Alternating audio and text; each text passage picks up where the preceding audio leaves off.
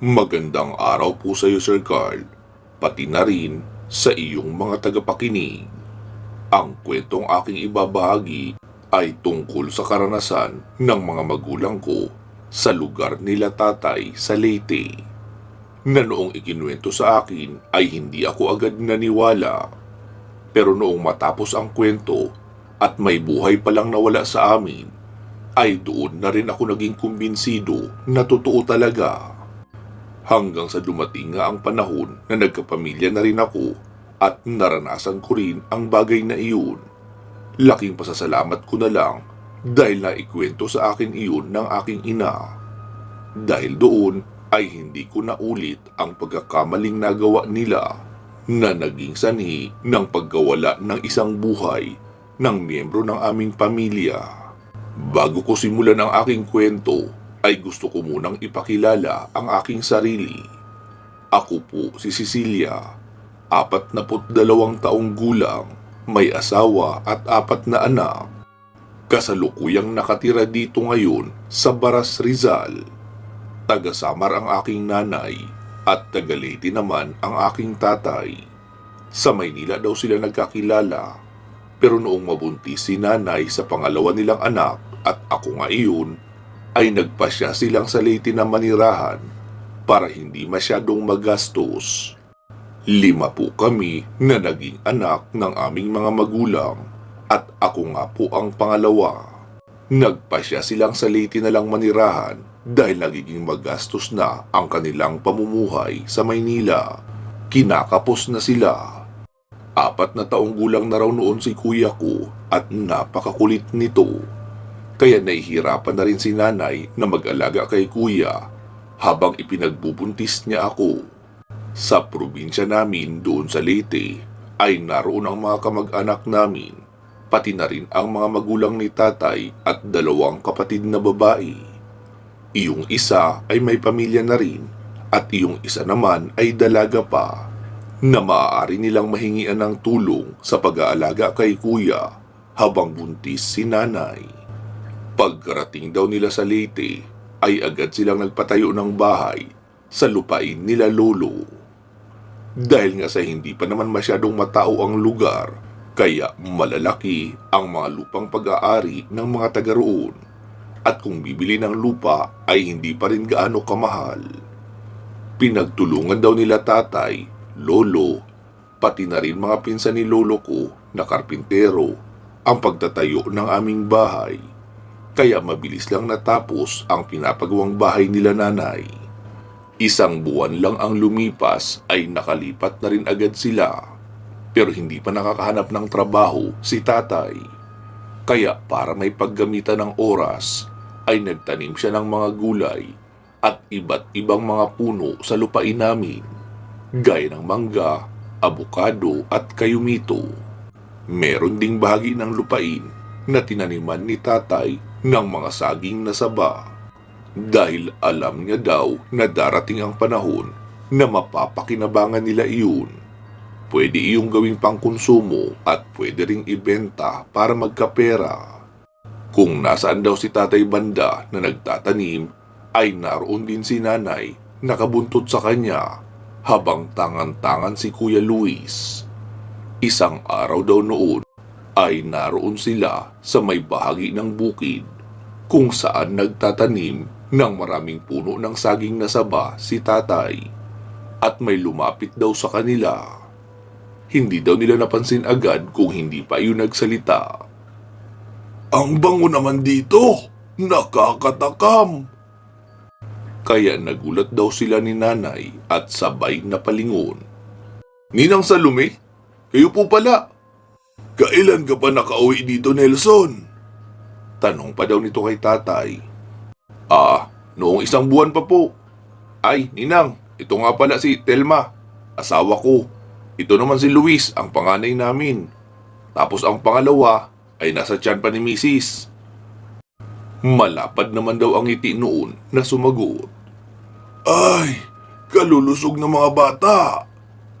Hinimas daw noon ang ulo ni kuya, tapos mabilis na nakarating ang kamay sa tiyan ni nanay. "Ito din, malusog. Sarap nito." Ha? Ninang, ano po? Gulat naman daw nasambit ni tatay. Tila natauhan naman agad ang kanyang ninang na sumagot. Sabi ko, sarap nito kurut-kurutin. Alam mo naman di ba na mahilig ako manggigil sa mga batang malulusog. Sa pagkakabanggit lang daw noon ay parang biglang nangilabot si nanay. Kaya iyong tuwalya na kulay brown ay agad niyang itinakip sa kanyang tiyan at sinapo na rin ng kanyang kamay. Nararamdaman daw kasi niya ang biglaang pagsipa ng sanggol at paninigas na rin ng kanyang tiyan.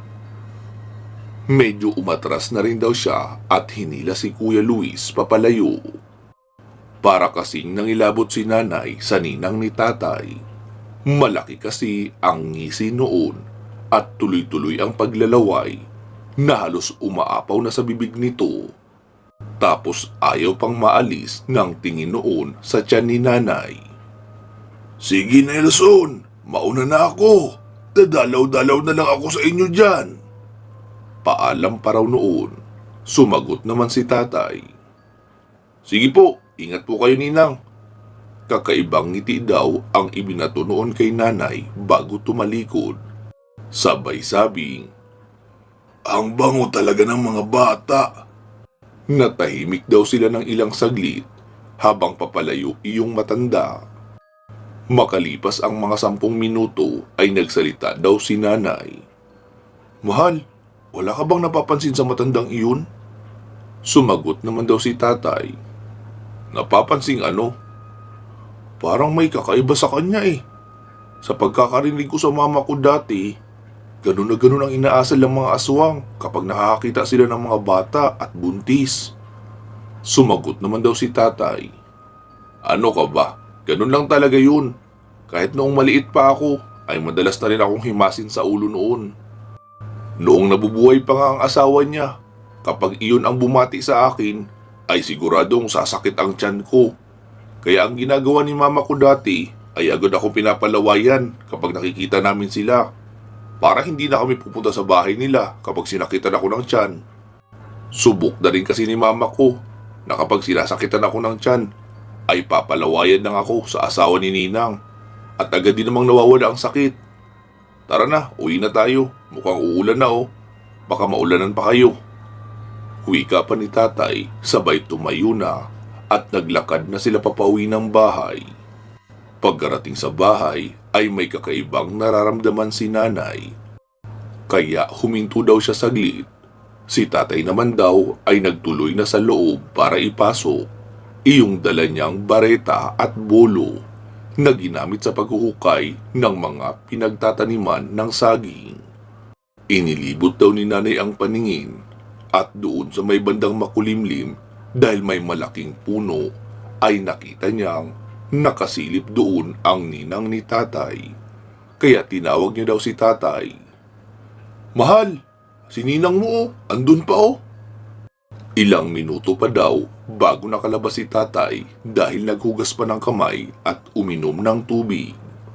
Pagkalabas daw ni tatay ay itinuro agad iyon ni nanay.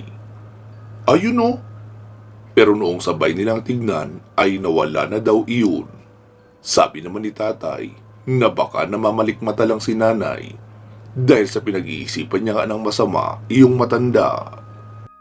Kinagabihan noon ay bumuhos ang malakas na ulan na inaasahan na rin naman nila dahil noong hapon pa lang ay makulimlim na talaga. Sa sobrang pagod sa maghapong pagtatanim ng saging, kaya maagang nakatulog si tatay, habang si nanay naman ay nakikinig pa ng radyo. Makalipas ang malakas na pagbuhos ng ulan, ay nagpasya na si nanay na matulog na rin. Malamig na kasi ang paligid at tahimik na. Tanging mga ilang patak na lang na ulan ang maririnig sa bubungan, kaya masarap na ring matulog. Pinatay na ni nanay ang radyo at inalisan ng isang baterya. Tapos pinatay na ang malaking lampara. Tanging ang maliit na paumagahang lampara na lang ang iniwan niyang may sindi. Hindi pa raw siya nakakatulog ay nakarinig siya ng tunog ng tiktik. Kinabahan na siya bigla. Laking probinsya ng Samar din naman kasi siya, kaya pamilyar siya sa tunog ng mga aswang at tiktik. Gusto niya raw sana gisingin si tatay, kaso nahihiya siyang istorbuhin ito. Halatang pagod na pagod dahil sa lakas ng paghihiling. Kaya naisip niyang huwag nang istorbuhin hanggat hindi naman umaatake ng todo ang aswang na nagpaparamdam sa labas. Sinindihan niya raw ang lampara, tapos nagtungo sa kusina upang kunin na lang doon ang termos at gatas ni kuya para hindi na siya bababa kapag nagising ng madaling araw si kuya at nanghingi ng gatas. Habang naroon siya sa may kusina ay dinig niyang may naglalakad sa labas ng bahay.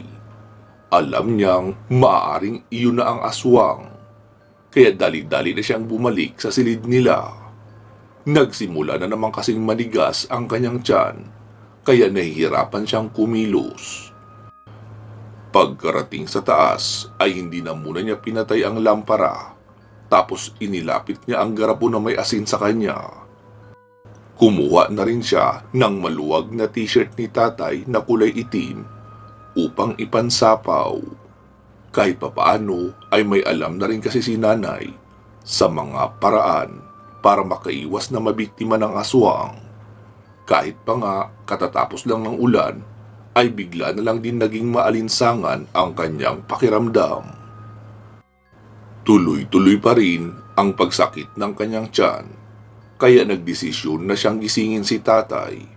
Pero kahit anong tapik at yugyug ang gawin niya, ay hindi talaga iyon magising. Hanggang sa maramdaman niyang may sumisinghot-singhot sa ilalim ng kanilang hinihigaan. Ang bahay kasi nila noon ay may silong, tapos ang sahig ay gawa sa kawayan na biniyak. Pinasadya daw talaga iyon ni tatay na ganoon para presko, tapos banig na ang sapin. Naisip ni nanay na naroon lang sa ilalim ng silong ang aswang na umaaligid sa kanila. Maliban kasi sa tunog ng paghingal na mahina, ay umaalingasaw din ang amoy nito na mabaho. Hindi na raw alam ni nanay ang kanyang gagawin, at lalo pang naging mahirap ang lahat noong umiyak si Kuya Luis. Kakaiba rin daw kasi ang pag-iyak noon na halatang may iniindang masakit kasi humahawak raw sa tiyan at sinasabing yayay ang tiyan niya o ibig sabihin masakit. Sinabi raw ni nanay na saglit lang dahil magtitimpla lang siya ng gatas. Kahit namimilipit din si nanay sa sakit ng sariling tiyan, ay pinilit niyang kumilos at nagtimpla ng 2 bote ng gatas. May plano kasi siyang gawin sa bagong kulo na tubig na nasa termos. Matapos makapagtimpla ay ibinigay niya ang isa kay Kuya Luis. Maiinom naman na iyon agad dahil 1/4 lang naman ang inilagay niyang mainit na tubig doon. Tapos malamig na tubig na ang iba para maligamgam lang. Ibinigay niya iyon kay kuya pero ayaw daw dumede. Umiiyak lang habang nakahawak pa rin sa tiyan. Idinikit daw ni nanay si Kuya Luis kay tatay na mahimbing pa rin ang tulog. Binuksan niya ang termos tapos nilagyan ng 3 dakot ng asin. Noong handa na iyon ay dahan-dahan niyang hinila ang banig doon sa gilid kung saan siya nakapwesto. Doon niya raw nakita ng malinaw ang pares ng mapupulang mata na nakatingala sa kanya. Imbis na matakot o magulat ay marahan pang umangil sa kanya ang nilalang na naroon sa ilalim na parang tinatakot pa siya. Kahit nakakaramdam na rin ng takot ay napapangiti na rin siya sa kanyang isipan at sinasabing mabuti at hindi umalis ang aswang para maisagawa niya ang kanyang balak. Lalo pa nga raw inilapit ng aswang ang mukha nito sa sahig na kawayan. Iyon na raw ang naging hudyat ni nanay upang ibuhos ang termos na may lamang mainit na tubig na nilagyan niya rin ng asin. Halos mabitawan daw ni nanay ang termos sa gulat kasi sobrang lakas ng palahaw ng aswang na iyon, kasabay ng pagtalo ng malakas. Umuga pa nga raw ang kanilang bahay dahil sa pagtalo ng aswang. Hindi pa rin iyon agad umalis, kaya ibinuhos pa ni nanay ang natira. Muli pa iyong pumalahaw at nasundan ng tunog ng umiiyak na baboy na papalayo. Doon pa lang daw nagising si tatay at nagtatanong kung ano ang nangyari. Ikinuwento ni nanay ang lahat kay tatay. Panay naman daw ang hingi ni tatay ng paumanhin dahil hindi siya nagising sa paggising ni nanay sa kanya. Kumuha na rin si nanay ng alkampurado para pahiran ang tiyan ni kuya at marahang hinaplos. Nawala na rin daw ang sakit ng tiyan ni kuya at nakatulog at hindi na nga ito dumede. Kinaumagahan ay sinabi raw ni tatay na kailangan na ring mabakuran ang palibot ng bahay para hindi madaling makalapit ang mga aswang. Sabi naman ni nanay na wala naman iyong kwenta para sa mga aswang kasi maaari namang mag-anyong ibon o pusa edi mabilis ding makakapaso.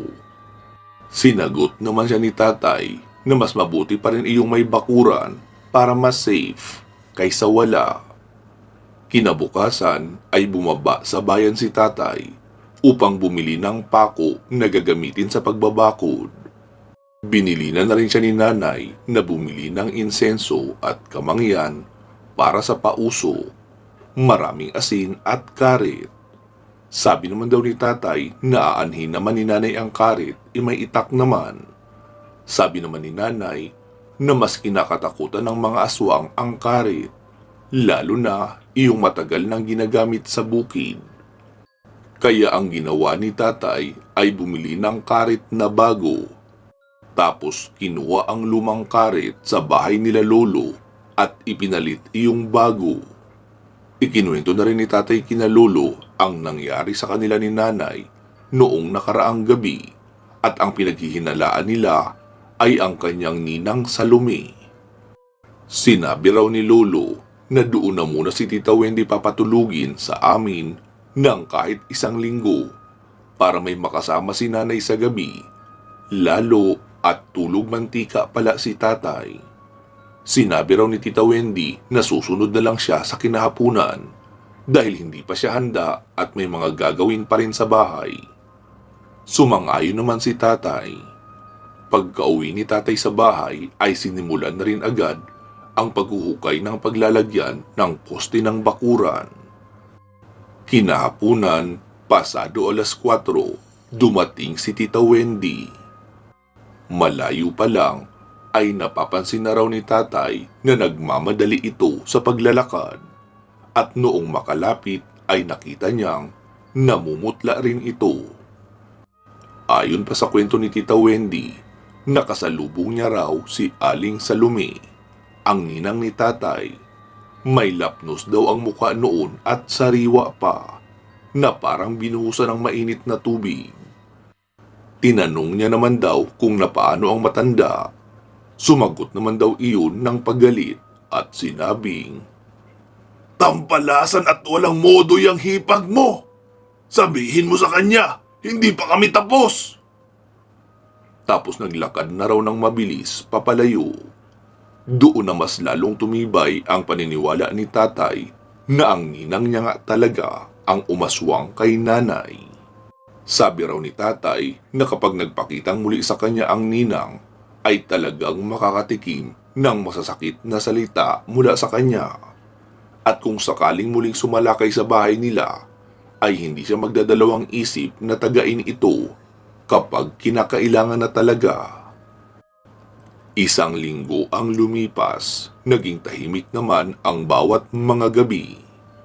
Si Tita Wendy naman kasi ay adik sa pocketbook, kaya gising ito madalas hanggang 1:00 ng madaling araw. Kaya kampante si nanay na may nagbabantay sa kanya habang natutulog. Isang araw daw noon, nagpaalam si Tita Wendy na hindi na muna matutulog sa amin ng ilang araw. Fiesta raw kasi sa lugar ng kasintahan niya at pupunta siya roon. Wala na rin namang mga nagpaparamdam na aswang sa bahay namin, kaya pinayagan na siya ni tatay. Noong sumunod na gabi nga, ay sila lang ni tatay nanay at kuya ang naroon dahil wala si Tita Wendy. Halos kakalubog pa lang ng araw ay dinig na nila ang huni ng aswang sa paligid. Hinayaan lang daw ni tatay, nakahanda naman sila. Bago natulog ay nagpaningas pa si tatay sa lutuang kahoy. Nagpausok ng insenso sa loob at labas ng bahay. Nakahiga na sila pareho ni nanay noong biglang bumuhos ang malakas na ulan. Sabi raw ni nanay, "Mahal, wala ring silbi ang pausok mo sa labas kasi bumuhos ang ulan." Sumagot naman daw si tatay, "Ayos lang yun. Nagpausok din naman ako dito sa loob, di ba? Kahit papaano, amoy insenso pa rin naman ang loob ng buong bahay."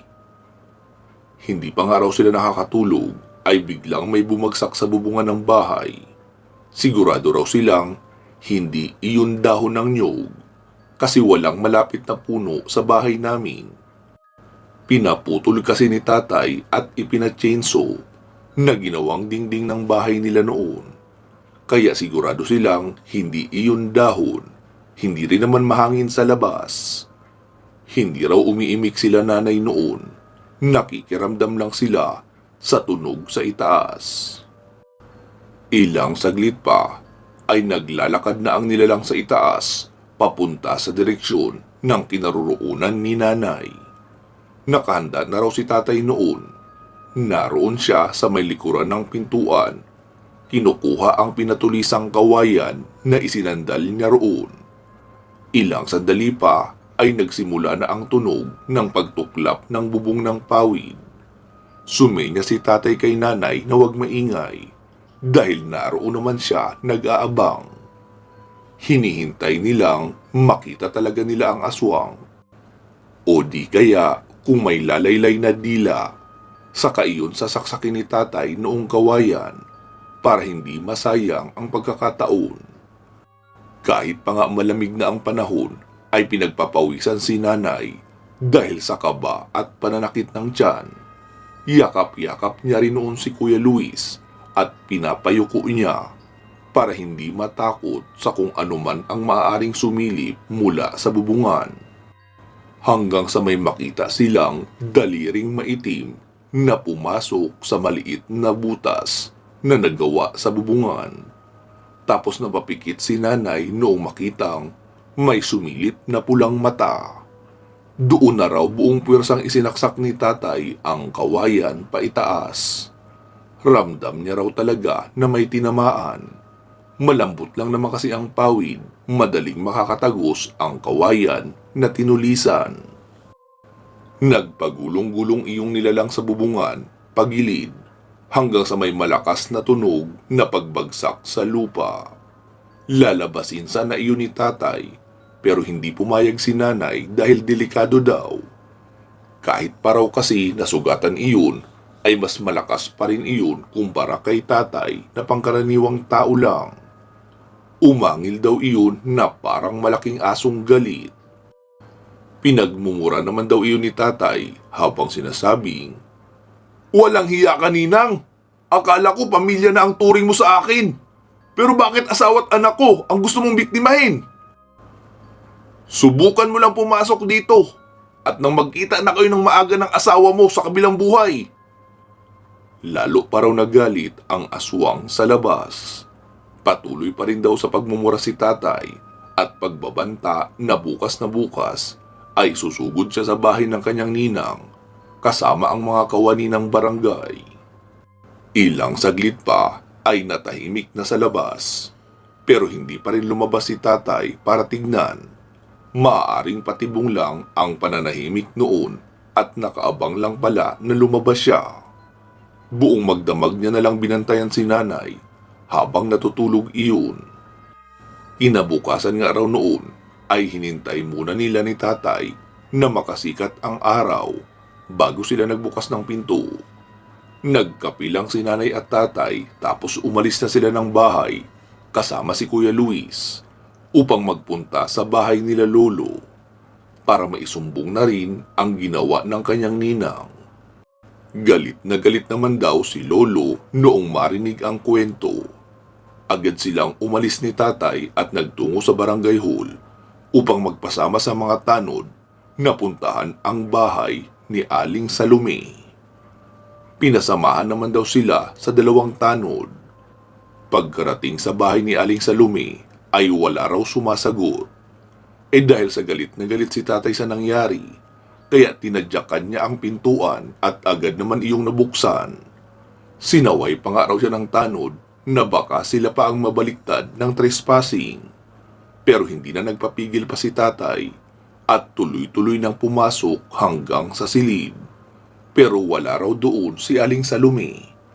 Tanging bakas ng natuyong patak ng dugo sa sahig lang ang kanilang nakita. Sigurado na raw si tatay na ang ninang niya nga talaga ang nang aswang sa kanila noong nakaraang gabi. Dahil sa wala na rin namang naabutan, kaya umuwi na lang din daw sila. Lumipas ang ilang buwan. Muling may nakapagsabi kina nanay at tatay na naroon na uli si Aling Salome. Susugurin pa sana iyon ni tatay, pero sinabi ni nanay na wag na, hayaan na lang. Baka naman nadala na iyon at hindi na uulit. Kaya hindi na lang din itinuloy ni tatay. Isang araw, bandang 1:00 ng hapon, matapos nilang makapagtanghalian ay umalis daw si tatay upang magpunta saglit kina lolo para ayusin ang bubungan na natuklap dahil sa nagdaang bagyo. Tumutulo na rin kasi kapag umuulan. Hindi na raw sumama pa si nanay dahil marami siyang labahan. Sabi naman ni tatay na hindi naman siya aabutin ng 5:00 roon. Tapos man o hindi, ay uuwi din siya agad at sa kinabukasan na lang itutuloy. Naroon daw si nanay noon sa may harapan lang ng bahay at naglalaba. Naroon lang din daw si kuya ko naglalaro sa may sala. Bali 3 hakbang lang ang layo niya kay nanay. Kasi naroon lang din naman si nanay sa may bukana ng pintuan naglalaba. Nang biglang nagkalaglagan ang mga kaldero sa kusina. Naalala ni nanay ang pritong isda na naroon sa kaldero sa kusina. Baka inakyat ng pusa kaya nagkalaglagan. Kaya dali-dali raw si nanay na tumakbo papunta sa kusina. Pagkatingin niya raw sa kalderong nakasabit na may pritong isda, ay hindi naman nagalaw. Tapos isang kaserola at iyong aluminum na planggana ang naroon sa sahig. Napaka-imposible naman daw na mahulog iyon. Naroon iyon sa pailalim na banggirahan. Wala rin siyang naabutang pusa o aso. Dinampot niya na lang muli ang kaserola at planggana. Saka muling inilagay sa banggirahan. Tapos bumalik na siya sa harapan ng bahay. Pero doon na siya sa pintuan sa kusina dumaan. Habang nakaupo siya at naglalaba, ay nagtaka siya. Bakit sobra yatang tahimik? Nasaan ang bata? O si Kuya Luis na nasa 4 na taong gulang pa lang noon. Tinawag niya raw ito dahil baka naroon sa likuran ng pintuan naglalaro. Pero nakakailang tawag na siya ay wala pa ring sumasagot o kahit gumagalaw man lang. Doon na raw siya nagsimulang kabahan. Agad siyang pumasok ng bahay. Sinilip ang likuran ng pintuan pero wala. Nagtungo rin siya sa kwarto, kusina, maging sa banyo ay wala rin. Nagsisigaw na raw siya ng malakas habang binabanggit ang pangalan ni Kuya Luis pero wala daw talaga. Hindi niya na alam ang gagawin kaya nagtatakbo na siya papunta sa bahay nila lolo at sinigaw agad habang naroon pa lang sa may bukana ng bakuran at sinabing, "Nelson! Nawawala si Luis!" Halos lipa rin daw ni tatay mula sa bubungan para makababa agad. At noong makababa ay iniwanan niya na si nanay, sabay mabilis na nagtatakbo papauwi sa bahay nila. Nilibot din ni tatay ang buong bahay pero wala talaga si kuya, maging ang masukal na bahagi. Pati sa taniman ng saging ay pinuntahan niya rin habang sinisigaw ang pangalan ni kuya pero wala rin. Magkaharap na lang daw sila ni nanay na nag-iiyakan sa may bakuran noon. Nang biglang kinuha ni tatay ang maliit na galon na may laman na wala na sa kalahati na gaas. Dali-dali itong naglakad ng mabilis papunta sa bahay ni Aling Salome. Naabutan niya raw na bukas naman ang bahay noon, kaya dire-diretso na siya sa loob at hinanap ang matanda, pero wala roon. Pati ang ilalim ng silong ay binusisi niya rin. Baka naroon itinago si kuya, pero wala raw talaga. Sigurado raw siyang si Aling Salome ang kumuha kay kuya, kaya ibinuhos niya ang dala niyang gaas sa dingding ng bahay. Pati ang mga lampara ng matanda ay ibinuhos niya rin. Sa ibang bahagi ng dingding ang lamang gaas, saka sinindihan. Noong malaki na ang apoy, saka pa lang siya umalis. Pero doon siya sa likuran dumaan para walang makakita sa kanya. Nagdarasal na lang daw si tatay noon sa isip niya na sana naroon na si kuya kapag dumating siya sa bahay, at nagkamali lang siya sa pagbibintang sa kanyang ninang. Pero wala daw talaga. Magmula nga noon ay hindi na nila nakita pang muli ang matandang si Aling Salome sa lugar na iyon, at hindi na rin nila nakita pang muli ang nakatatanda kong kapatid na si Kuya Luis. Magmula noon ay doon na muna sila tumira kina lolo, sa pag-aalalang muling magbalik si Aling Salome at maghiganti sa pagsunog ni tatay sa kanyang bahay. At kung makikita niya raw iyong muli, ay sisiguraduhin niyang hindi na bahay ang kanyang susunugin, kundi ang mismong matanda na, ayon pa kay tatay. Hanggang dito na lang, Sir Carl, ang kwento kong ito. Bali si nanay at tatay mismo ang nagkwento nito sa akin, dahil nasa sinapupunan pa nga ako ng mga panahong iyon. Salamat po sa pagtanggap nitong aking kwento. Sana ay iyong mapili at magustuhan. Lubos na gumagalang, Cecilia ng Baras, Rizal. Hi, Sir Carl. Magandang araw po sa iyo. Ako po si Lynn, 42 taong gulang. Ipinanganak at lumaki sa Rojas. Pero sa ngayon ay narito na kami sa Montalban nakatira. Guwardya sa isang mall ang aking asawa. Ako naman ay dating nagtatrabaho sa SM, pero ngayon ay sa bahay na lang, nag-aalaga ng aming mga anak. Ang kwentong aking ibabahagi ay naganap sa probinsya namin, sa Rojas. Noong makapagtapos po ako ng high school, ay sumunod ako dito sa Maynila sa ate ko. Nauna kasi siyang nakarating ng Luzon at nakapagtrabaho na rin agad. Doon kami tumira sa Payatas.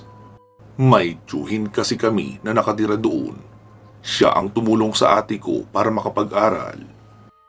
Noong makapagtapos ng pag-aaral si ate, ay ako naman ang kanyang pinag-aral. Magmula noong makagraduate ako, ay matagal akong hindi nakauwi sa amin. Malayo din kasi at wala naman akong sapat na pera, pampamasahe para umuwi palagi tuwing magse-semestral break. Nagsa-sideline na lang ako sa pagbabantay sa pwesto ng tiyuhin namin sa Commonwealth Market kapag panahon ng bakasyon para makaipon din kaunti ng pera na magagamit sa susunod na pasukan. Mga bata pa lang kami ay talamak na ang kwentong aswang sa lugar namin. At noong nagbubuntis nga ang aming ina sa pang-4 at pang-5 naming kapatid, ay talagang gabi-gabi kaming dinadalaw ng aswang at ginagambala. Mabuti na lang at matapang ang mga magulang namin, parehong palaban, kaya naman walang nadisgrasya sa amin. Dahil sa lahat naman kami ay nakapagtapos ng pag-aaral, kaya kahit papaano ay naiahon naman namin kaunti sa hirap ang aming pamilya. Nabilhan namin si Papa ng tricycle na papasadahan araw-araw. Mas okay iyon kaysa magtrabaho siya sa bukid na maghapong nakabilad sa araw. Ayaw na rin namin na masyado siyang magpakapagod sa trabaho dahil may iniinda na rin itong sakit. Kaya magaan na para sa kanya ang pamamasada na lang ng tricycle. Hanggang sa nakapag-asawa na lang ako ay hindi ako nakauwi sa amin. Makailang ulit na rin naman kasing nagpunta dito sa Maynila sina Papa at Mama dahil ini-sponsoran ni Tito ng pamasahe kapag bumabakasyon sila Tito doon. Kaya wala ng dahilan para gustuhin ko pang umuwi at makapagbakasyon sa amin ng matagal. Lalo at noong matapos ako mag-aral ng kolehiyo ay nakapagtrabaho na rin ako agad. At doon ko nga nakilala si Leo na aking naging asawa. Itong si Leo ay laking syudad, hindi rin mapaniwalain sa mga kababalaghan. Pero noong magbakasyon kami sa probinsya ko, ay nagbago rin ang kanyang pananaw. Nasa 5 taong gulang na noon ang anak naming babae nang maisipan naming magbakasyon sa probinsya. May naipon na rin kasi kami na kaunti at ang sabi ni Mama, isinasanla raw ng pinsan niya ang palaya nito na may kasama ring nyugan dahil mag-aaral ng nursing ang anak na dalaga, kaya kailangan ng pera. Isinasanla iyon sa halagang 80,000 pero 40 muna daw ang kukunin, tapos pagkalipas ng 1 taon ay saka kukunin ang kalahati. Nakalaan nga kasi sa pag-aaral ng anak ang makukuha nilang pera. Kaya sinabi ko sa asawa ko na magbakasyon kami para matignan niya rin. Hindi rin naman sobrang bigat sa bulsa kasi kalahati nga lang ang paunang bayad. Kaya pumayag na rin ang asawa kong si Leo. Umuwi na nga kami sa amin. Kahit medyo malayo ay maayos naman ang aming biyahe. Nag-enjoy ang anak kong si Romina sa biyahe. Tuwang-tuwa ito tuwing may makikitang hayop sa gilid ng daan, gaya ng kalabaw at baka. Dumating kami sa bahay namin ng 3:00 ng hapon. Pagkarating namin ay sinabi ni Mama na pupunta muna siya sa palengke para makapamili ng ulam. Sila na lang din kasi ni Papa ang magkasama sa bahay. Kaya ang ginagawa daw nila ay bumibili na lang ng lutong ulam si Papa kapag pauwi na ito galing sa pamamasada. At doon na lang sa karinderya bibili para siguradong masarap ang kanilang magiging ulam. Pagkaalis nga ni Mama ay tumambay muna kaming 3 sa labas ng bahay. May bakod naman ang bahay namin doon pero gawa lang sa kawayan. Nag-aabang rin kasi ako nang dadaang maglalako ng mga pangmeryenda. Isa kasi iyon sa mga namimiss ko sa probinsya namin. Nang makita ko sa hindi kalayuan si Itay Naldo, siya ang pinakamalapit naming kapitbahay. Siguro mga 30 meters lang ang layo ng bahay niya sa amin. Kilala ako noon magmula noong bata pa ako. Kasi noong magkaisip ako, ay doon na sila nakatira ng kanyang buong pamilya. Meron din siyang 3 anak na mas matatanda sa akin. Sumisilip-silip siya sa akin na sa tingin ko ay kinikilala kung sino ako. Sumigaw naman ako at bumati.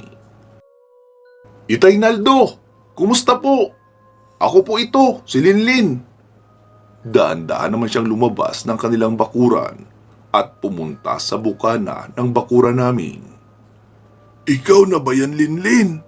Hindi na kita nakilala ah. Dalagita ka lang noong umalis ka dito. Ngayon, ang ganda-ganda mo na. Maputi at may kulay pa ang buhok. Mayaman ka na siguro no? Papuri pa nito sa akin.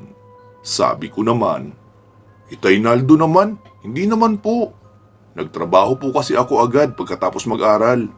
Kaya hindi na rin ako nagkaroon ng pagkakataon na makapagbakasyon pang muli dito. Siya nga pala Itay Naldo. Ito ang asawa ko, si Leo. Tapos ang anak namin si Romina. Nakipaglamano naman ang asawa ko sa matanda. Tapos kumaway naman ang anak ko at nagsabing, "Hi po." Matapos niyang makipaglamano kay Leo, ay hinimasimas niya naman ang ulo ng anak ko. Sabi niya pa, "Abay kay gandang bata, manang-mana sa'yo, maputi at makinis. Tapos yung mata, sa'yo rin nakuha."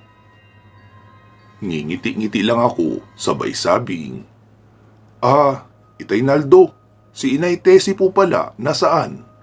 Sabi niya naman, "Hindi mo ba nabalitaan? Matagal na akong iniwan at sumakabilang buhay." "Hala, sorry po, hindi ko alam." Sabi niya naman, "Ano ka ba? Ayos lang yun. Lahat naman tayo ay doon pupunta. Una-unahan na lang." Tatango na lang ako sa sinabi niya. Naalala ko kasi ang asawa niyang si Aling Tessie. Sa kanya ako nanghihiram ng mga kung ano-anong pang-costume sa eskwelahan dahil meron nga silang mga anak na mas matanda sa akin. Kaya iyong mga napaglumaan o nagamit na mga dance costume ay iyon naman ang hinihiram ko. Madalas din kaming hatiran ng ulam na gulay noong si Aling Tessie. Bicolana kasi iyon at talagang certified na masarap magluto ng mga gulay na may gata. "Hala, sige iya, papasok na ako sa bahay." "Sige po, Itay Naldo." Sagot ko naman sa kanya, tapos umalis na nga ang matanda.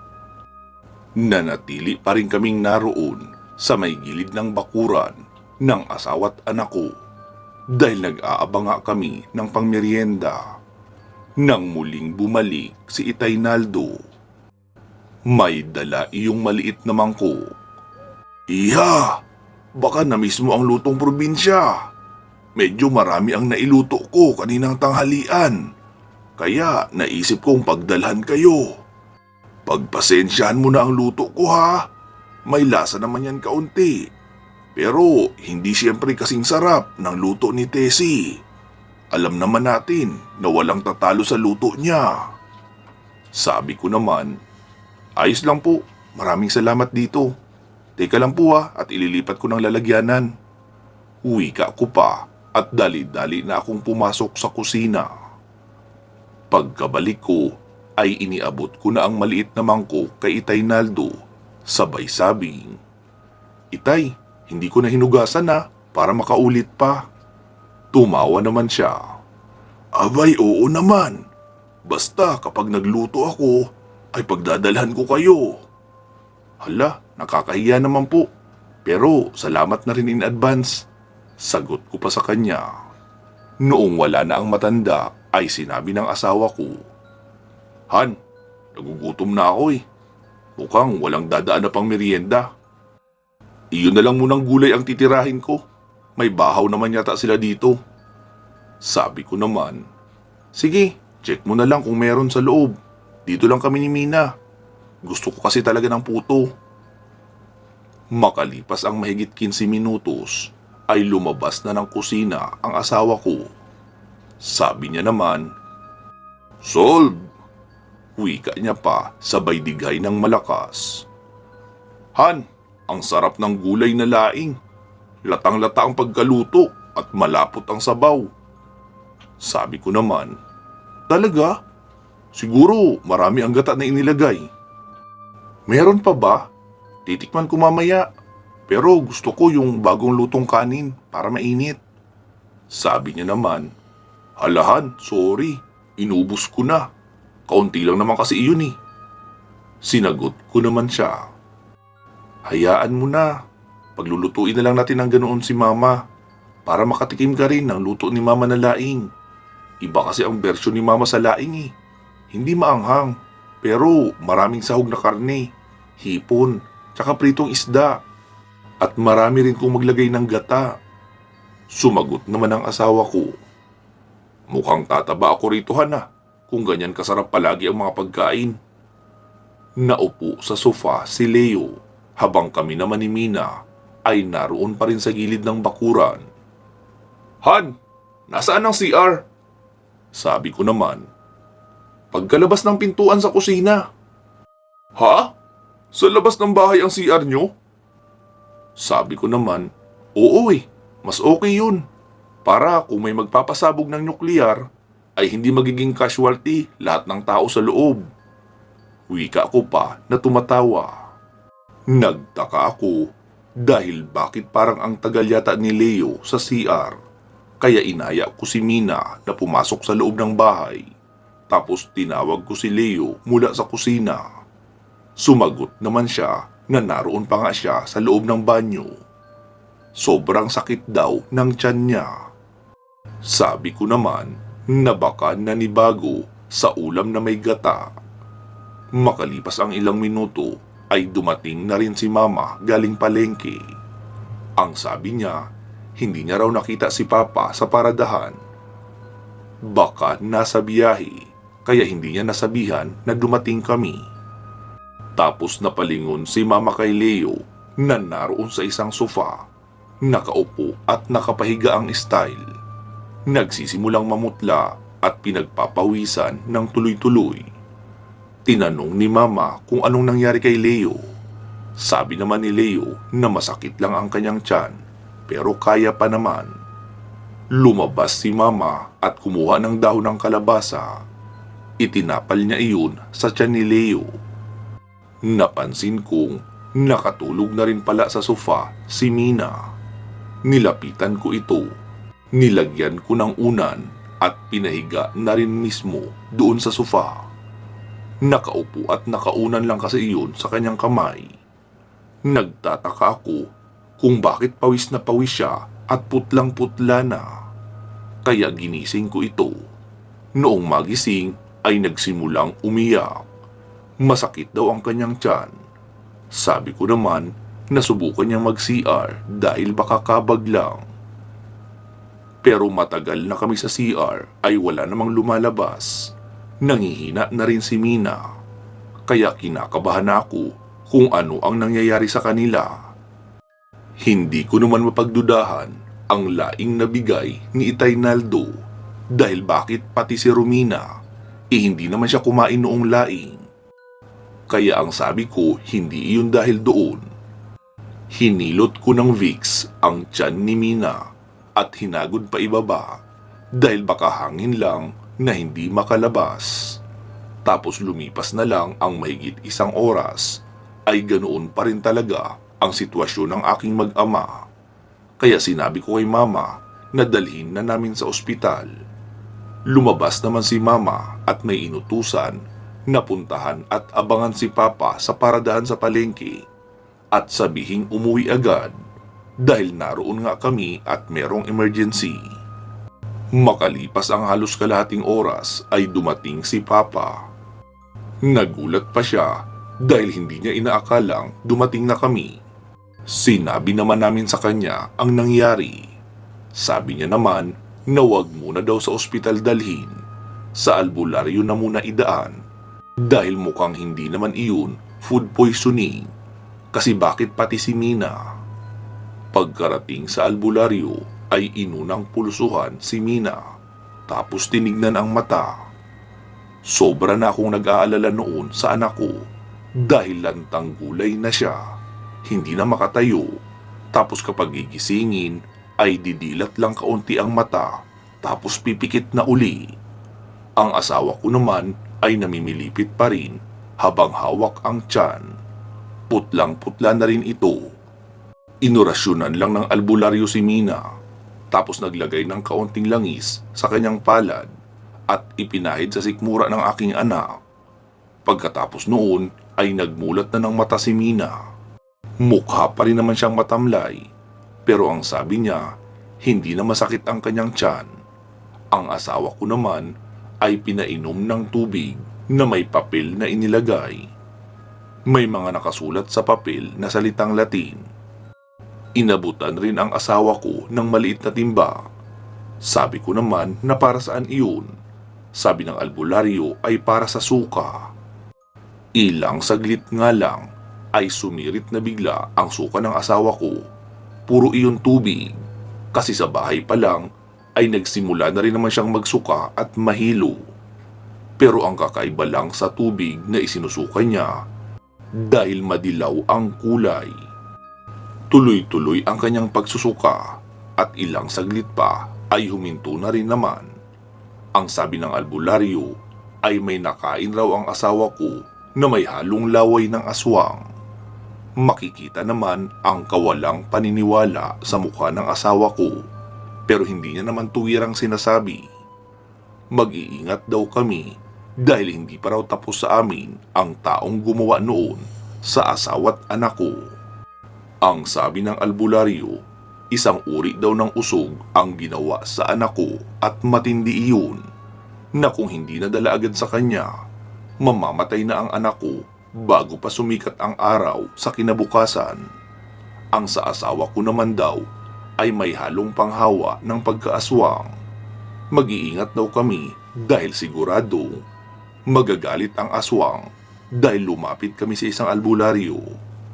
Doon ko na naisip na wala naman kaming ibang taong nakahalubilo maliban kay Itay Naldo.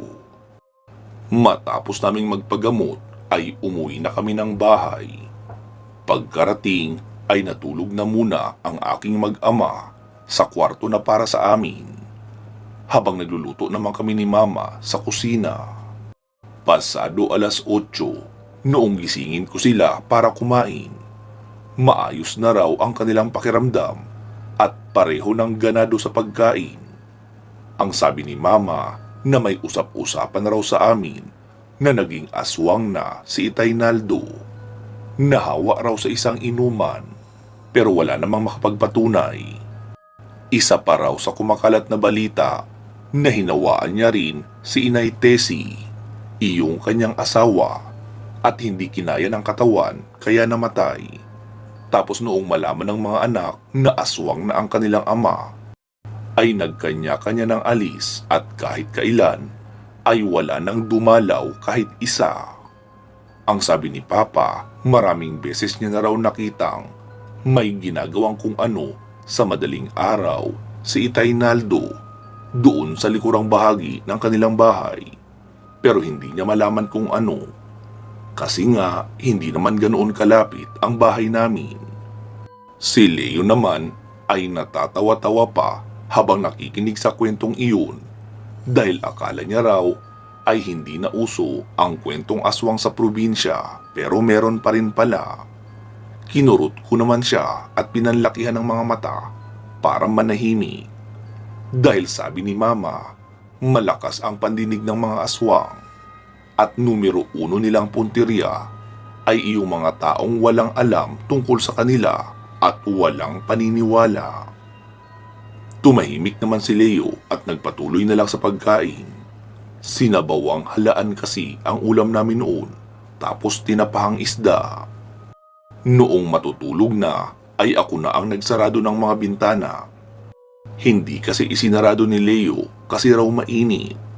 Kaya noong tulog na siya, ay isinarado ko na lang kasi mahirap na kung masalisihan kami ng aswang. Bagamat wala pa akong karanasan na makakita ng aswang ng harap-harapan. Pero noong high school nga ako, ay ilang beses din kaming pinaramdaman gaya ng nabanggit ko kanina habang buntis ang aking ina. Kaya ako na lang ang gagawa ng paraan para maiwas sa disgrasya ang mag-ama ko. Lumipas pa ang ilang araw ng pananatili namin doon ay wala namang paramdam ang aswang. Nakausap na rin namin ang pinsan ni Mama tungkol sa isinasanlang sakahan at palayan. Kaya wala na kaming aalalahanin, mag-i-enjoy na lang sa pagpapahinga at pagkain ng mga pagkaing probinsya na namimiss ko. Naging payapa na rin naman ang mga nagdaang gabi. Isang gabi noon at lampas na kami ng isang linggo sa aming pagbabakasyon. Matapos maghapunan ay nag-inuman muna sina Leo at Papa. Isang lapad lang naman ang kanilang iniinom, pampatunaw daw. Pusit kasi ang ulam namin. Maging ako ay tumagay rin ng isang beses para matunawan agad. Nauna na akong pumasok sa kwarto namin kasama si Mina. Isinarado ko ang bintana bago natulog dahil alam kong hindi talaga magsasarado ng kusa si Leo. Agad lumalim ang tulog ko kasi napagod ako noong hapon. Nagtungo kasi kami doon sa lupain na isinanla sa amin. Tapos nanguha kami ng maraming buko. Inilagay sa timba at nilagyan ng condensed milk. Hindi ko na nga namalayan pa na tumabi sa amin si Leo. Habang nasa kalaliman ako ng tulog ay nakaramdam ako ng pagkabalisa at init. Kaya bumabaw ang tulog ko. May naamoy din akong mabaho. Inisip ko pa nga noong una na kung ano kaya iyon. Hindi rin naman amoy suka kung sakali mang nagsuka si Leo dahil sa kalasingan. Kaya dahan-dahan kong iminulat ang aking mga mata. Patay ang ilaw sa loob ng aming kwarto, pero tagos naman sa kwarto namin ang liwanag ng fluorescent mula sa sala. At doon ko na nga nakita ang isang maitim na nilalang. Dahan-dahan niyang binubuhat si Mina. Hindi ako makasigaw at parang wala rin akong lakas para gumalaw. Pero inisip ko na kailangan kong ibuhos ang lahat ng aking lakas para makasigaw dahil kung hindi ay makukuha na ng aswang ang anak ko. Saglit akong pumikit at paulit-ulit binanggit sa aking isipan ang katagang "In Jesus' name, please save us." Sabay buong puwersa kong itinulak si Leo para mahulog sa papag at magising. Nasa malapit kasi sa bintana si Mina, tapos ako sa gitna at si Leo naman ang sa pinakagilid. Ang pwesto kasi namin noong nakaraang gabi ay malapit sa bintana si Leo, tapos gitna si Mina at ako naman ang nasa gilid. Kaso nga lang noong gabing iyon, nauna kaming natulog ni Mina. Kaya napunta si Mina malapit sa bintana. Ako naman ang nasa gitna at pinakigilid si Leo. Pagkatulak ko nga kay Leo ay nahulog ito sa papag. Sabay sigaw ko ng, "Leo! May aswang!" Pupungas-pungas naman siyang tumayo. Sabay tinalunan ang nilalang. Nakarga-karga ang anak namin. Nagpambuno sila noon kaya nabitawan noon ang anak ko. Hindi ko rin alam kung bakit kahit nagkakagulo na ay hindi pa rin nagigising si Mina. Dali-dali ko siyang kinarga at inilayo.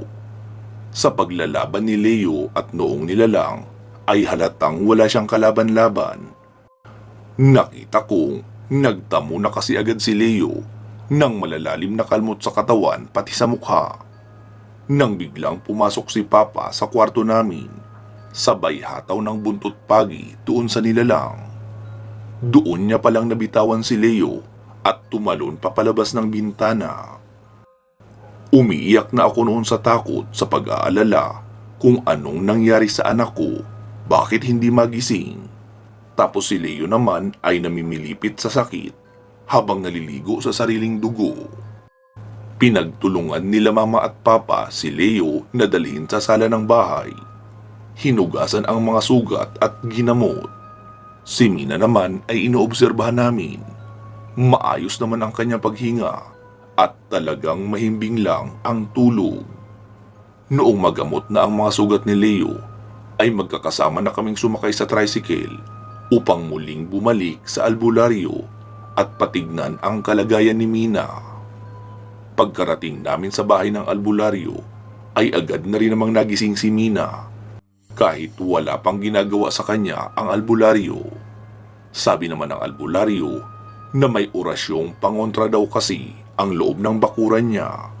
Kaya walang bisa roon ang orasyon ng aswang na ginamit kay Romina para hindi ito magising kahit pa magkaingay. Pero para sa akin ay mabuti na rin iyong hindi nagising si Romina habang nagkakagulo. Dahil kung gising siya ay baka matroma pa. Ginawan kaming tatlo ng albularyo ng pangontra para hindi na makalapit ang aswang. Ang asawa ko naman ay binigyan ng mga tanim niyang halamang gamot. Dikdikin daw iyon at ilagay sa mga sugat ni Leo para hindi maimpeksyon at mapatay rin ang kamandag mula sa kuko ng aswang. Ayon pa nga kay Leo, Noong tapalan namin siya ng dinikdik na pinaghalo-halong dahon, ay para daw nilagyan ng baga ang kanyang sugat. Sobrang init daw sa pakiramdam at mahapdi. Expected na rin naman namin iyon dahil parang araw iyon sa pampatay ng kamandag ayon pa sa albularyo. Pagka-uwi namin ay sinugod naman ni Papa si Itay Naldo sa bahay nito, pero walang tao ang bahay. Sabi naman ni Papa na maaaring nagpunta sa kagubatan para doon magpagaling ng sugat niya mula sa buntot ng pagi. Nahataw kasi talaga iyon ni Papa ng malakas sa likod at siguradong lumika ng malalim na latay dahil wala rin iyong suot na damit. Sinisi ko rin noon si Leo dahil bakit niya binuksan ang bintana. Sinarado ko na nga iyon bago natulog para maging ligtas kami sa loob. Ang sabi niya naman na sobrang init daw ng pakiramdam niya matapos nilang mag-inuman. Balak niya raw na palamigin lang kaunti ang pakiramdam tapos isasarado niya na lang uli ang bintana. Ang kaso, dahil nagtuloy-tuloy naman ang paglalim ng kanyang tulog, kaya hindi niya na nga nagawang maisara. Todo hingi naman siya ng tawad at inaming kasalanan niya nga iyon. At kung may nangyaring masama sa anak namin, ay hindi niya mapapatawad ang kanyang sarili. Makalipas ang 1 linggo ay umuwi na kami ng Maynila. Dala namin ang malagim na alaala na karanasan sa aswang. At iyon na nga ang dahilan kaya nagbago ang pananaw ni Leo sa mga aswang na sinasabi niya dati na hindi totoo. Hanggang dito na lang, Sir Carl, ang kwento kong ito. Naway inyong nagustuhan at kapulutan ng aral. Walang maidudulot na maganda ang hindi paniniwala sa mga babala. Lalo na kung para naman sa kaligtasan. Mas maigi nang mag-ingat kaysa pairalin ang katigasan ng ulo. Lubos na gumagalang, Lin ng Montalban. Mag-iingat po kayo palagi at hanggang sa muli. Hi, Sir Carl. Magandang araw po sa iyo. Pati na rin siyempre sa lahat ng mga tagapakinig ng iyong channel. Maraming salamat nga po pala sa pagbibigay mo palagi sa amin ng mga magagandang kwento na sadya naming nakahiligang pakinggan ng aking asawa. Maging kami rin po ay naniniwala sa mga kababalaghan, lalo na sa mga kwentong aswang, dahil kami rin ay may mga karanasan, lalo na noong panahon ng aming kabataan. Uunahin ko munang ibahagi ang aking karanasan bago ang kay misis ko. Ako po si Aris. Ipinanganak sa isa sa mga probinsya sa Kabisayaan. Nag-iisang anak ako ng aking ama at ina. Hindi na ako nadagdagan pa kasi naghiwalay na sila. Pero muli namang nag-asawa ang aking ina. Kaya kalaunan ay nagkaroon pa ako ng 4 na mga kapatid. Panganay na apo ako ng lolo at lola ko sa side ni mama. Kung kaya naman, ako rin ang naging paboritong apo ng aking lolo. Ang mga sumunod kasi sa akin na mga pinsan ko ay mga babae. Kaya siyempre ako na lalaki ang siyang palaging dala ng aking lolo kahit saan man siya magpunta. Medyo nakakaangat po sa buhay sina lolo ko. Galing kasi siya sa angkan ng mga hasyendero. Iyon nga lang, noong panahon ng lolo ko ay hindi na ganoon kalawak ang kanyang lupain dahil 16 silang magkakapatid, kaya ganoon rin karami silang naghati-hati sa ari-arian ng kanilang mga magulang. Kopra po ang pangunahing pananim sa lupain na minana ng aking lolo. Meron siyang tagabantay doon na isang pamilya. Noong panahong iyon ay kasagsagan ng kwento tungkol sa aswang na nagmula raw sa probinsya ng Panay. Iyon rin kasi ang panahon na naging palaban na ang mga tao. Madalas nang nagugrupo-grupo upang manugis ng mga aswang. Kung kaya naman, marami na raw sa mga aswang ang umalis sa kanilang lugar at nagpapalipat-lipat na lang. Kaya tuloy maging sa lugar namin, kapag may bagong muka ay nagiging ekspresyon agad na baka aswang yan na lumayas mula sa orihinal na lugar para makaiwas sa mga manunugis. Wala naman akong narinig na grupo ng mga kalalakihan sa amin na nanunugis ng mga aswang. Basta kapag may kumakalat na balita tungkol sa inaswang, magruronda ang mga tanod kasama ang ilang mga volunteers na mga kalalakihan sa pagruronda ng ilang gabi. Tapos bigla na lang ding matatahimik ang isyu tungkol sa aswang. Nasa edad 12 ako noon nang tumira ako sa bahay ng aking lolo. Magmula noong maghiwalay ang aking ama at ina, ay doon na ako tumira kina lolo dahil lumuwas ng Maynila si mama. Tuwing pupunta si lolo sa bukid o sa dagat para mangisda, ay palagi akong kasama. Right hand niya na nga talaga ako at natutunan ko na rin ang mga bagay-bagay tungkol sa pangingisda dahil sa palagi nga akong kasama. Isa sa pinaka nagugustuhan kong puntahan ay ang bukid ni lolo. Naroon kasi nakatira ang mga bantay niya. Bali isang pamilya sila. Si Mang Nonoy, ang asawa niyang si Aling Celia, panganay na anak na si Roslyn, tapos ang bunso naman na si Warren. Matanda ng 2 taon sa akin si Roslyn, pero crush na crush ko siya. Kahit hindi siya maputi, napakaganda naman ang mga mata at may alon-alon na buhok. Tapos kapag ngumiti ay talagang nakahuhumaling. Mapuputi kasi ang pantay-pantay niyang mga ngipin. Siya nga yata ang first love ko. Kapag nasa bukid kami ni lolo ay madalas lang akong iwanan sa bahay nila Mang Nonoy. Tapos inuutusan si Roslyn na bantayan ako at isama kahit saan man magpunta. Noong una ay hindi ko pa alam ang dahilan, pero kalaunan ay ipinagtapat sa akin ni Roslyn na dahil meron daw gumagalang aswang at namataan na nila doon mismo sa bukid namin. Doon ko nga na-realize na kaya pala seryoso ang mukha ni lolo at ni Mang Nonoy noong mag-usap ang dalawa. Isang araw, maaga pa lang, ay naroon na kami ni lolo sa bukid. May dala kaming isang buong isdang tambakol. May dala rin si lolo na tabako at tanduay. Birthday daw kasi ni Mang Nonoy at pinangakuan niyang ipagdadala ng panghanda. Simple lang din naman ang pamumuhay nila, kaya isang selebrasyon na kung may tuturing ang ganoong handang pagkain. Pagkarating namin doon sa bukid ay abala ang buong pamilya sa pagluluto. Gumawa kasi sila ng suman at meron ding biko. Nagpansit din sila. Agad namang inasikaso ni Mang Nonoy ang isda. Hiniwa-hiwa ang kalahati dahil isasabaw. Tapos ang kalahati naman ay pang-ihaw para sa pulutan. Sinabihan si Roslyn na mag-igib ng kahit 2 galon para sa inumin. Meron pa naman silang tubig, pero kailangan may reserba para hindi na mag-igib sa kinahapunan.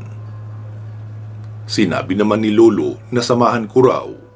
Sa isip-isip ko nga, kahit pa hindi ako sabihan ni lolo, ay talagang ako na mismo ang mag-o-offer na sasama para makasama ko rin si Roslyn ng kami lang.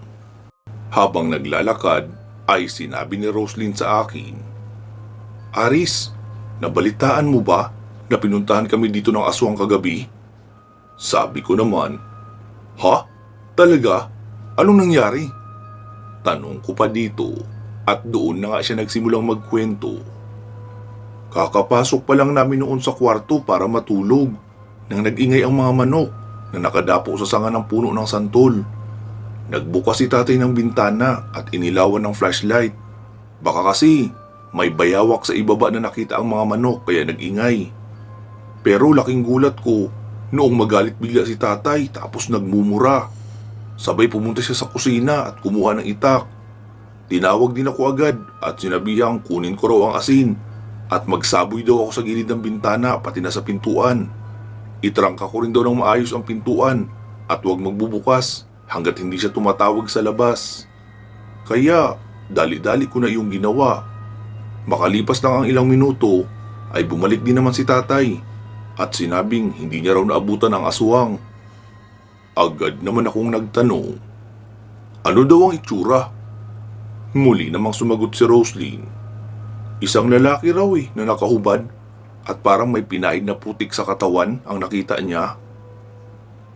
Pero noong makita siya ni tatay ay agad namang tumakbo at nawala din bigla pagkalampas sa isang malaking puno. Sabi ko naman, hala, delikado pala tayo dito.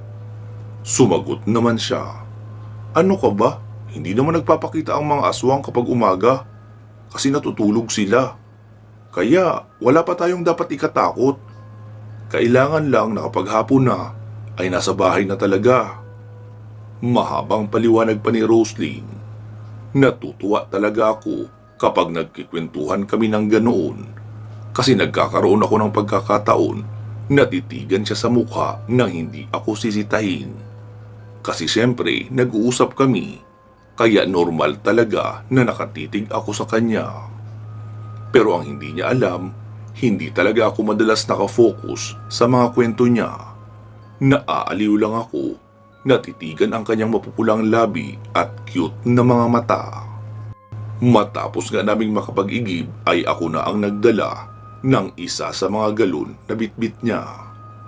Pagkarating sa bahay nila ay agad na akong pinakain ng biko na ipinaris naman sa kape na gawa sa tinutong na bigas. Pagkatapos noon ay doon lang kami ni Roslyn tumambay sa likuran ng bahay habang nagbibiyak siya ng mga kahoy na gagawing panggatong habang nakikipagkwentuhan din sa akin. Sumapit ang kinahapunan, lasing na lasing si Lolo. Ang sabi ni Mang Nonoy, doon na kami matulog sa kanila. Kasi delikado kung maglalakad kami ni Lolo nang kami lang papauwi. Lalo at mukhang naroon daw sa bahagi nila naghahanap ng makakain ang dayong aswang. Hindi naman tumutol si Lolo kasi nga napag-usapan na nila ang tungkol sa aswang na nakita noong nakaraang gabi.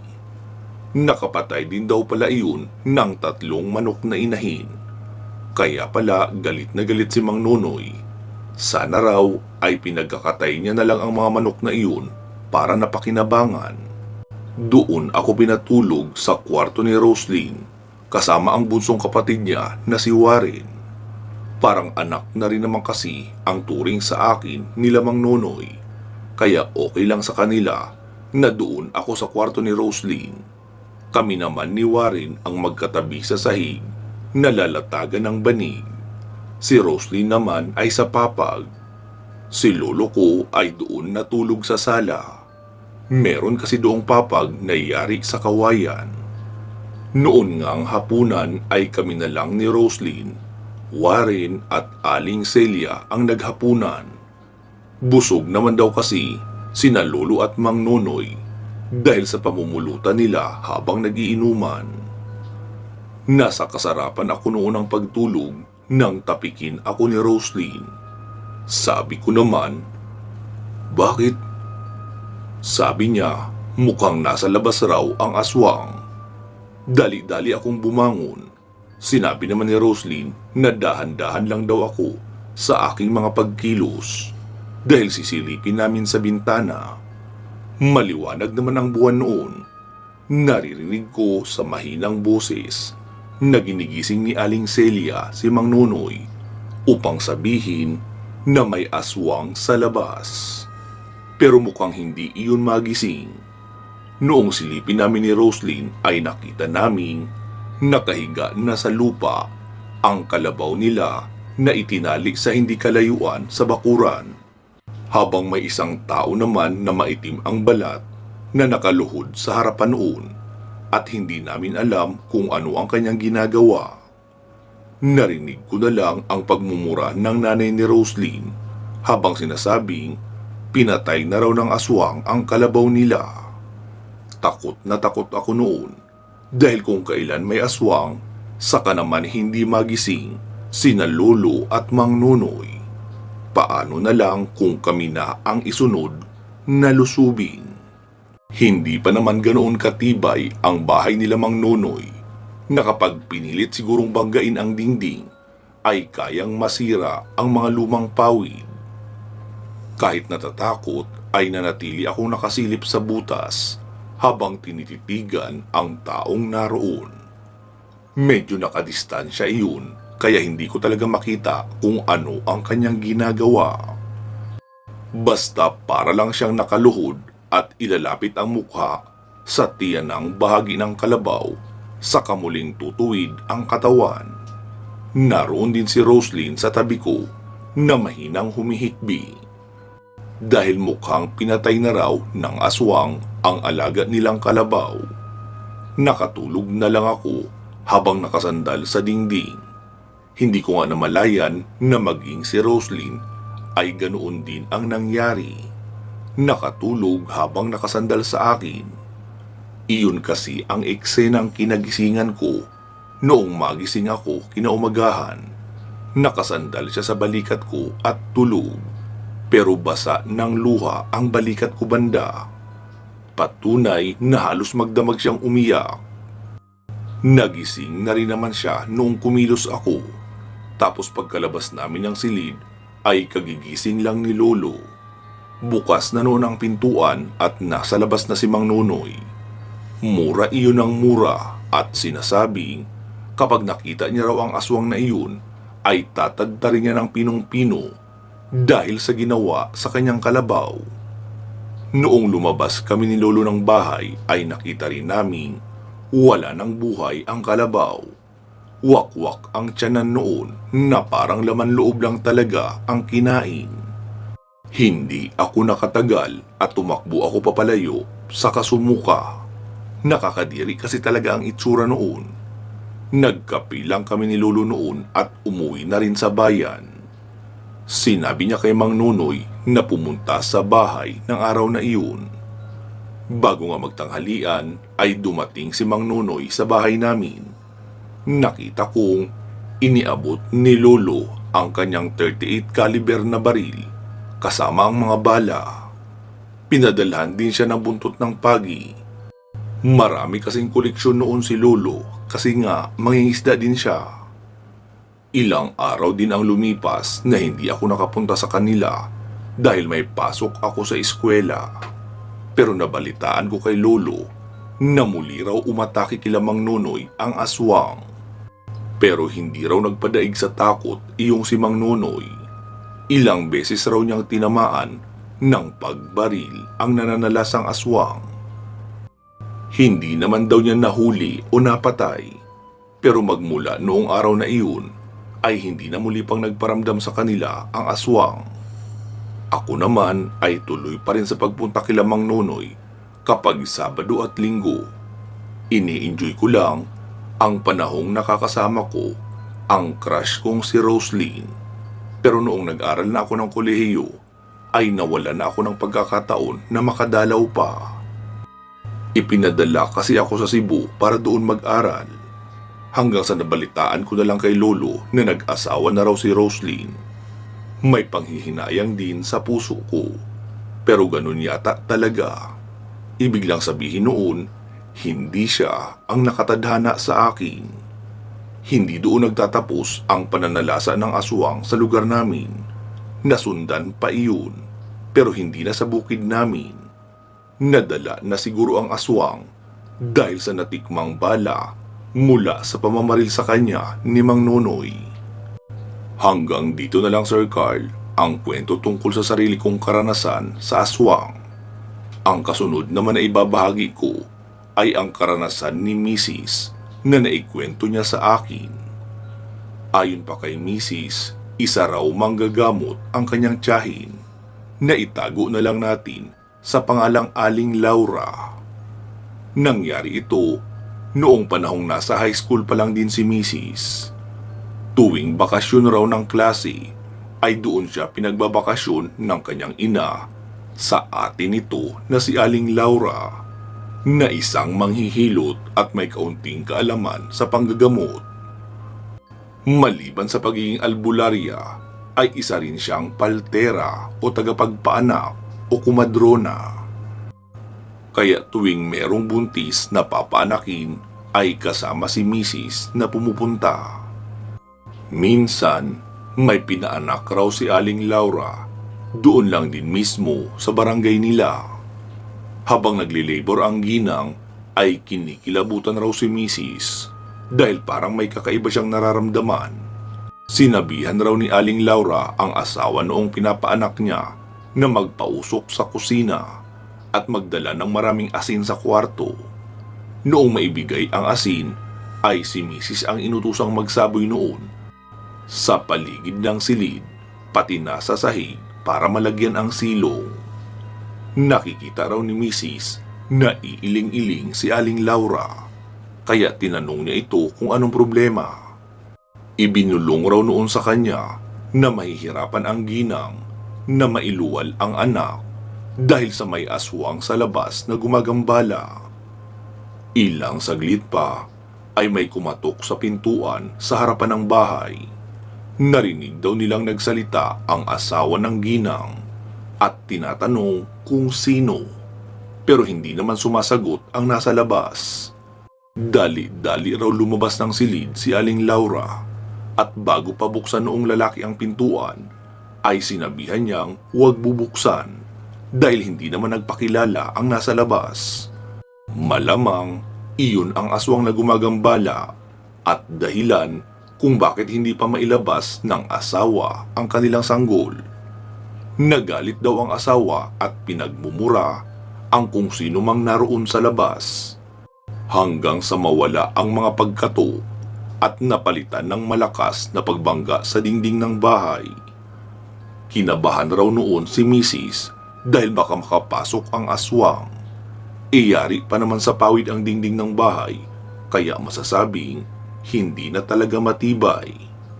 Ibinilin daw ni Aling Laura kay Mrs. na kahit anong mangyari, na huwag iiwanan ang ginang na kanilang papaanakin.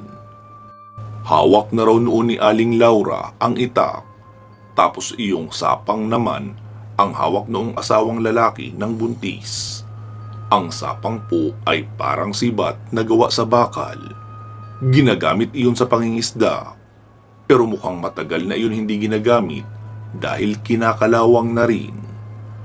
Palipat-lipat raw ang ginagawang pagbangga ng nilalang na naroon sa labas, hanggang sa noong muling bumangga ay sinalubong ng asawang lalaki ng pagtusok noong kalawanging sibat ang bahaging binangga. Tagos daw iyon sa dingding, kasabay ng malakas na palahaw ng isang baboy sa labas ng bahay. Kahit naroon sa may pintuan ng silid si Mrs., ay hindi niya raw mapigilan ang kanyang panginginig dahil sa sobrang takot. Narinig daw nilang papalayo na ang tunog ng palahaw noong hayop. Dali-dali nang umakyat si Aling Laura at inusisa ang kalagayan ng buntis. Ilang minuto lang ang lumipas ay nanganak na ang ginang. Matapos mapaanak ay umuwi na rin daw sila dahil mag-uumaga na rin naman noon. Tinanong niya raw kung bakit hindi pa nilabas iyon ng kanyang tiyahin, isa naman siyang albularyo.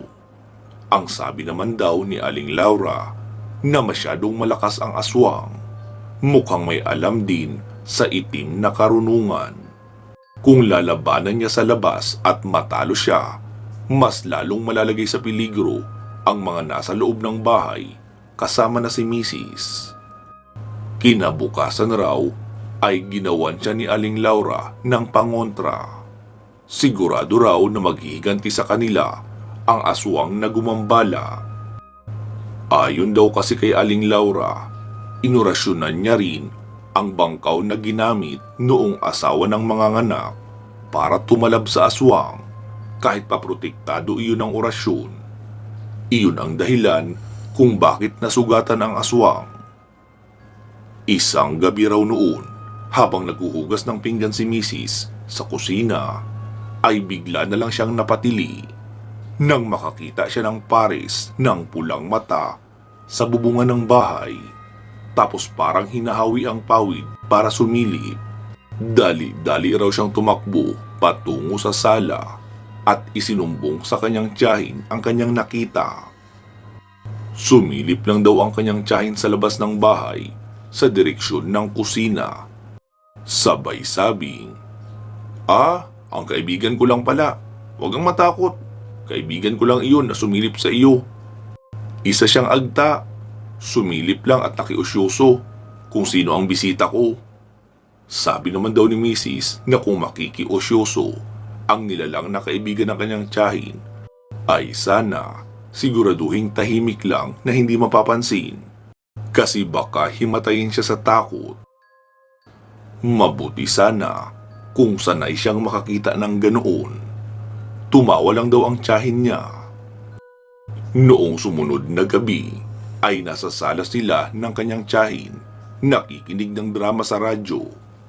Nang biglang patay ng kanyang tiyahin ang radyo, nagulat daw si Mrs. dahil bakit pinatay kalagitnaan pa lang ng drama ang kanilang pinapakinggan. Sabi naman daw ni Aling Laura na may bisita sila. Naroon daw ang aswang na gusto sanang bumiktima doon sa babaeng kanilang pinaanak. Galit na galit daw iyon at gustong maghiganti. Sabi raw ni Aling Laura sa malakas na boses, "Oh, magaling na pala ang sugat mo! Malalim-lalim rin ang inabot noong bangkaw Bilib talaga ako sa laway niyong mga aswang. Ang bilis makagaling." Isang galit na angil ng aso lang daw ang kanilang narinig sa labas. Isinara raw ni Aling Laura ang bintana. Tapos nilagyan ng kalso ang pintuan. Sabay may tinawag na 3 pangalan at sinabing, turuan ng leksyon ang mga aswang na nasa labas. Ilang saglit pa ay dinig daw ni Mrs. ang tunog na parang may nagbubugbugan sa labas na mga malalaking tao. Sabi raw ng kanyang tiyahin na kumalma lang at umupo. Huwag na ring sumilip. Makalipas ang ilang minuto ay natahimik na rin naman ang kapaligiran. Noong buksan daw ng tiyahin niya ang pintuan, ay naroon ang 2 aswang sa gitna ng bakuran. Buhay pa naman daw dahil panay pa ang buga ng hangin, pero hindi na makatayo. Kinuha raw ng kanyang tiyahin ang boteng may gaas, tapos ibinuhos sa 2 habang may binabanggit na mga kataga. Saka sinindihan. Sinabihan daw siya na takpan ang kanyang tenga, na kaagad niya namang ginawa. Dinig niya raw ang malakas na palahaw ng 2 aswang habang natutupo. Pero ang sabi raw ng kanyang tiya Laura, sila lang ang makakarinig ng palahaw ng 2 iyon dahil sa binigkas niyang orasyon. Iyon din daw ang kaparehong orasyon na ginagamit ng mga aswang kapag may susugurin silang bahay, para kahit magsisigaw ng tulong ang mga nasa loob, ay walang ibang makakarinig, kahit pa ang mga katabing bahay. Natulog na raw sila pagkatapos noon. Kinabukasan, tanging abo na lang ang kanyang nakita doon sa gitna ng bakuran. Sabi nga ni Mrs. na nadadala siyang bumakasyon sa kanyang tiyahin dahil walang pagkakataon na walang kakaibang karanasan sa kababalaghan. Kasi nga, isang albularyo at paltera ang kanyang tiyahin. Maliban doon ay marami pa raw silang karanasan sa aswang, pero madalas pagpaparamdam na lang, wala nang direktang pag-atake, kaya hindi niya na ipinasama pa sa kwento. Hanggang dito na lang po Sir Carl ang maibabahagi naming karanasan ni Mrs. Sana ay inyong nagustuhan. Lubos na gumagalang, Aris at Lucia ng Visayas. Pa-shoutout po sa amin Sir Carl, Laurente family, Aris, Lucia, Jessie at Jomar. Maraming salamat po. Mag-iingat po kayo palagi at hanggang sa muli.